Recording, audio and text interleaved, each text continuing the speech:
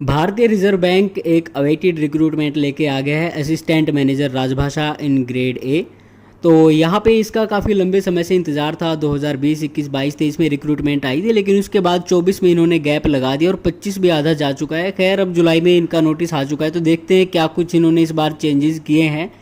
तो यहाँ पे चेंजेस क्या हैं, देखो सबसे पहले हम जान लेते हैं कैटेगरी वाइज वैकेंसीज। तो असिस्टेंट मैनेजर राजभाषा इन ग्रेड ए के लिए जनरल के लिए 2 वैकेंसी हैं, जिनके लिए मतलब कोई भी आवेदन कर सकता है अगर वो कास्ट का रिजर्वेशन नहीं लेता है तो। उसके बाद फिर ओबीसी की बात करें तो यहाँ पे 1 वैकेंसी है। ईडब्ल्यूएस SC ST के लिए कोई वैकेंसी नहीं है। PWBD कैटेगरी के लिए भी कोई वैकेंसी नहीं है। टोटल यहाँ पे केवल और केवल 3 वैकेंसी लेके आया है RBI आप सभी के लिए। अब आगे चलते हैं और आपको बता देते हैं क्या क्या इंपॉर्टेंट चीज़ें हैं जिनका आप सभी को ध्यान रखना चाहिए। तो यहाँ पे देखो असिस्टेंट मैनेजर राजभाषा के लिए सबसे पहले हम देखें एज, तो भैया 1 जुलाई के अकॉर्डिंग आपकी एज यहाँ पे काउंट होगी 21 से 30 के बीच में।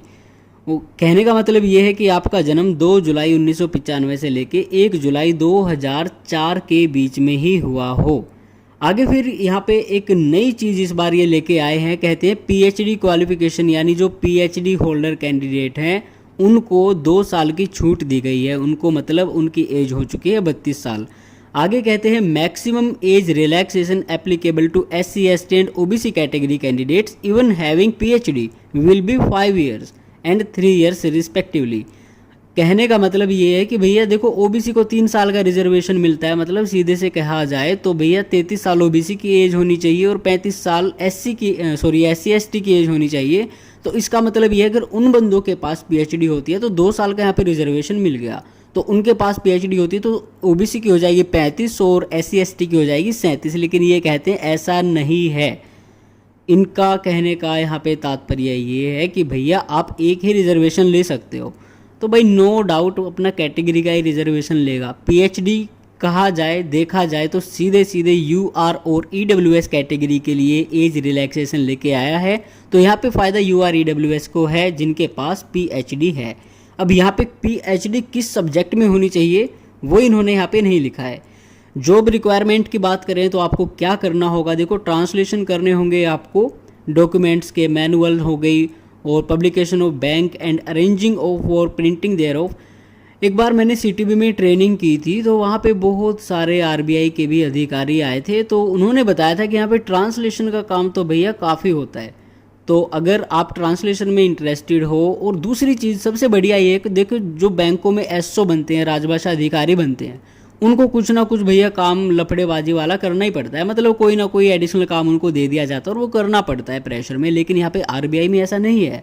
RBI में ये है कि भैया अलग से कैडर है, अलग से विंग है एक लैंग्वेज की, वहाँ पे केवल और केवल आपके भैया यही वाले बैठे मिलेंगे। आगे फिर कहते हैं इम्प्लीमेंटेशन करना आपको हिंदी का, वो तो सारे ट्रांसलेटर अधिकारी सब करते हैं। और अब फिर कहते हैं Hindi teaching scheme for the bank staff administration, इसका जो है वो भी आपको देखना पड़ेगा। आगे एजुकेशनल क्वालिफिकेशन की बात करें तो 1 जुलाई 2025 तक आपके रिजल्ट आ जाने चाहिए। नंबर 1 पे इन्होंने कहा है देखो 2nd क्लास मास्टर डिग्री आपके पास होनी चाहिए हिंदी में या फिर हिंदी ट्रांसलेशन में। उसके साथ English as a subject at the bachelor degree level होना चाहिए, मतलब बैचलर डिग्री में इंग्लिश आपका सब्जेक्ट हो MA हिंदी के साथ। अब वो सब्जेक्ट आपका इलेक्टिव है, कंपलसरी है, 6 महीने पढ़ा, 1 साल पढ़ा, 3 साल पढ़ा, उसकी कोई समस्या यहाँ पे नहीं है। आगे नंबर 2 पे कहते हैं अगर आपके पास ये चीज़ नहीं है तो फिर कहते हैं 2nd class master degree in English, मतलब MA English with Hindi as a subject at bachelor degree level along with post graduation diploma in translation. Last year शायद ट्रांसलेशन सभी के लिए था, लेकिन इस बार इन्होंने MA हिंदी वालों को छूट दी है कि भैया अगर आपके पास PGDT नहीं है तो भी आप एलिजिबल हैं। नंबर 2 पे कहते हैं अगर आपके पास MA इंग्लिश है तो आपको PGDT आपके पास होना बहुत ज़रूरी है। इसके अलावा फिर आगे कहते हैं 2nd क्लास मास्टर डिग्री अगर संस्कृत, इकोनॉमिक्स, कॉमर्स में विद इंग्लिश एंड कॉमर्स में है तो English and Hindi as subject आपके होने चाहिए बैचलर डिग्री लेवल में विद PGDT। अब कहते हैं in lieu of subject of Hindi at bachelor degree level, मतलब हिंदी सब्जेक्ट के बदले में क्या होना चाहिए, 1 में have recognised Hindi qualification equivalent to a bachelor degree. आगे फिर चलते हैं, अगर ये भी आपके पास नहीं है तो फिर कहते हैं master degree in both English and Hindi, या फिर Hindi translation of which one must be second class. तो भैया कहते हैं कि आपके पास क्या होना चाहिए, एमए इंग्लिश और हिंदी दोनों है तो कोई समस्या नहीं है बैचलर डिग्री की, ना ही भैया आपकी समस्या है कौन सी, अभी तो बताया था आपको, पीजीडीटी की।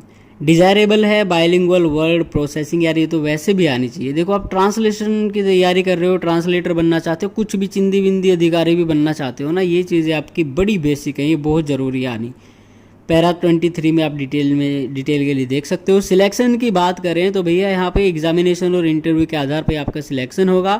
पेपर 1 ऑब्जेक्टिव होगा, पेपर 2 डिस्क्रिप्टिव होगा। कैसे होंगे चलो आपको दिखा देते हैं। देखो पेपर 1 के लिए रीजनिंग आएगी 35 नंबर की, मतलब जितने नंबर के क्वेश्चन उतने ही नंबर आपको, जितने क्वेश्चन आएंगे उतने ही आपको नंबर मिलेंगे, हर एक क्वेश्चन के लिए 1 नंबर है। उसके अलावा उसके बाद आती है इंग्लिश लैंग्वेज, 35 की ये है। General awareness with special reference to banking economics and commerce and allied subject, तो 35 यहाँ पे है। और test of professional knowledge including official language 45 यहाँ पे हैं।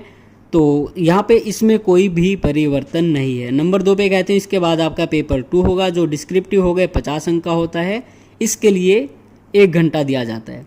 हाँ ऊपर आप पेपर 1 में एक चीज़ और देख लो, सभी के लिए, मतलब सभी के लिए तो नहीं है, रीजनिंग के लिए 30 मिनट है, फिर इंग्लिश के लिए 30 मिनट है, फिर जनरल अवेयरनेस के लिए 20 मिनट है। तो ये अलग अलग सेक्शन में होते हैं। सीधा सीधा अगर कहा जाए, अगर आपने IBPS SO का एग्ज़ाम दिया तो वो एग्ज़ाम आप मान के चलो ये आपका एक ही दिन में होने वाला है, प्री और मेन।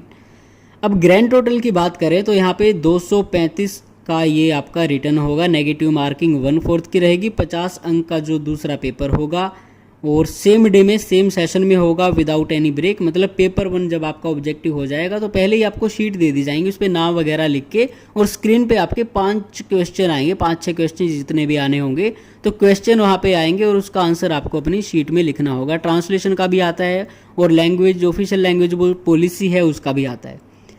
आगे फिर कहते हैं कैंडिडेट्स में चूज़ हिंदी और English as their medium of interview, या फिर मतलब आप इंग्लिश या हिंदी जो भी आपको माध्यम चुनना है वो आप चुन सकते हो। पेपर 2 केवल उन कैंडिडेट्स का चेक किया जाएगा जिन्होंने पेपर 1 क्वालिफाई कर लिया हो, और क्वालिफाई करने का मतलब ये है कि एग्रीगेट भी क्वालिफाई कर ली हो और जो आपकी सेपरेट कट ऑफ बनती है वो भी। Final selection will be done on the performance in examination and interview taken together. ठीक है जी, तो इन सब के लिए बहुत ज़रूरी है पढ़ना। SC ST OBC EWS PWBD candidate के लिए इंस्ट्रक्शन है, उसके बाद OBC के लिए है। और भैया यहाँ पे आप देख लो SC ST PWBD को 100 रुपये प्लस 18% GST देना है, बाकियों को देना है 600 प्लस 18% GST, और स्टाफ के लिए कोई यहाँ पे फीस वगैरह नहीं लगेगी। और ये जो रिफंडेबल लिखा है ये पहले पेज पे नॉन रिफंडेबल है, तो ये आप ध्यान रखो, ये रिफंडेबल नहीं है, यहाँ पे नॉन रिफंडेबल है, ये अगले पेज पे आ गया है। एमोल्यूमेंट पर्क्स की बात करें तो देखो यहाँ पे सैलरी भी बढ़ चुकी है। लास्ट टाइम ये 44,500 रुपये आपका बेसिक था, लेकिन इस बार ये हो चुका है 62,500 रुपये पर मंथ, ये आपका बेसिक है। और इस पे आपको बहुत सारे पर्क्स अलाउंस मिलते हैं, जैसे DA local compensatory allowance, house rent allowance, special grade allowance, learning allowance, special allowance and grade allowance. भाई अलाउंस तो यहाँ पे इतने, जब मैंने अधिकारी से बात की कह रहे पैसे की तो कोई दिक्कत ही नहीं है, बहुत ज़्यादा अलाउंस है, मज़े ही मज़े हैं। आगे फिर कहते हैं भैया आपको अप्रोक्सीमेटली 1,22,000 कुछ मिल जाएगी सैलरी पर मंथ। और DA यहाँ पे कह रहे हैं 19,000, मतलब 19.97, मतलब 20% आप मान लो आपको DA मिलेगा। उसके बाद कहते हैं अगर आप अकोमोडेशन नहीं लेते हो बैंक की तो आपको 15% HRA भी मिल जाता है। ग्रेड भी इससे बड़ा होता है, तो भैया उसकी बात यहाँ पे हम नहीं करेंगे। परक्विजाइट्स की बात करें यार, ये रह गया हाईलाइट करना। यहाँ पे देखो परक्विजाइट बहुत हैं। Banks accommodation subject to availability, मतलब अवेलेबिलिटी होगी तो ही आपको अकोमोडेशन मिलेगी। Reimbursement of expenses for maintenance of vehicle for official purpose, newspaper, telephone charges, book grant, allowance for furnishing of residence etcetera as per eligibility.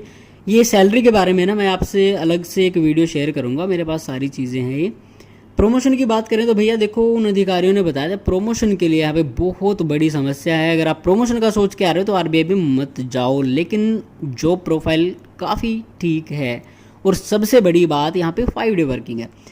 Place of posting तो कुछ लोग मानते हैं मुंबई में पोस्टिंग होगी, लेकिन ऐसा नहीं है। पोस्टिंग आपकी ऑल इंडिया में कहीं भी हो सकती है। क्लोजिंग डेट की बात करें तो 31 जुलाई 2025 शाम 6 बजे तक आप इसके लिए आवेदन कर सकते हो। इंपॉर्टेंट इंस्ट्रक्शन कुछ हैं, ये पढ़ लो भैया, सारी मेहनत हमसे मत कराओ। और आगे फिर जनरल इंस्ट्रक्शंस आते हैं। इसके बाद यहाँ पे एग्जामिनेशन सेंटर है, आप देख सकते हो कहाँ कहाँ आपको जाना है, कैसे जाना है, कौन से एग्जामिनेशन सेंटर है। हाउ टू अप्लाई, जो पहली बार अप्लाई कर रहे हैं वो ये देख सकते हैं। और कुछ का सिलेबस रह गया था उन पोस्ट का इन्होंने यहाँ पे अपेंडिक्स 2 में दे दिया है। बाकी और सारे फॉर्मेलिटीज़ वाले कागजात यहाँ पे इन्होंने संलग्न किए हैं। तो भैया सीधी सीधी बात ये थी कि आरबीआई की रिक्रूटमेंट की जो मेन चीज़ें थी वो हमने आपको बता दी हैं। अब आवेदन करना ना करना वो आप पर निर्भर करता है। रिक्रूटमेंट काफ़ी अच्छी इस बार आ गई हैं बहुत सारी। और आरबीआई की बात करें तो भैया यहाँ पे एक सुनहरा अवसर है उन कैंडिडेट्स के लिए जो अपने आप को कुछ अच्छे डिपार्टमेंट में देखना चाहते हैं।